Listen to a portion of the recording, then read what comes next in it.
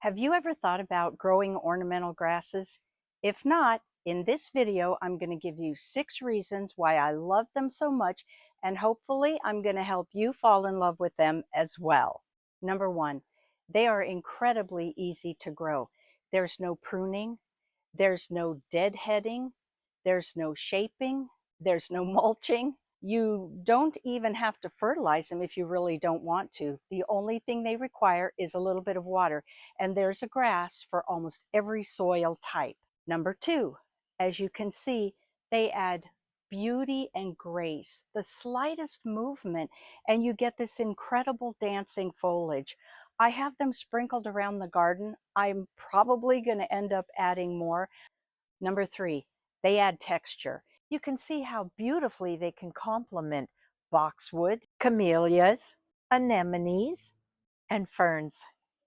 I hope I'm winning you over. Number 4, they add interest when nothing else is blooming or going on. So if your garden is composed mostly of blooming annuals, or you have a cut flower garden, or you have an evergreen garden, or like me, a green and white garden, grasses add texture and interest when everything else is either dormant or finished blooming. Number 5, they are really easy to propagate. If you've seen my video about my favorite tools, you know about my steak knife that I got at a thrift store, but I also have a hori-hori knife.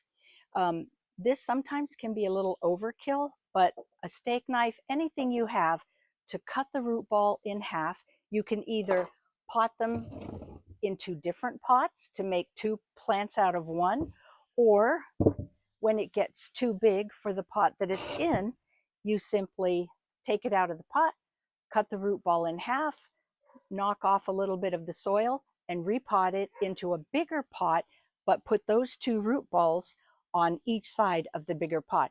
Number 7, they'll provide spectacular fall color depending on which variety you grow. This is all gold. I am filming this early September. This is going to start turning golden, and then it'll get a dark oak color, and then it will actually go completely brown or dead. But as it's changing color, it's a showstopper. Here's what it looks like in December. I love that beautiful gold color. And here's what it looks like in January after it's completely dyed and I'm cleaning it up. I don't mind that brown color though. I'm sorry the pond is so loud today. And here's what it looks like all cleaned up. And this is what it looks like in March when it comes roaring back. Well, I've done my best to convince you that you really need to grow grasses. I hope I've been successful. I also hope that you'll subscribe to my channel and join me for the next video. I'll see you next time.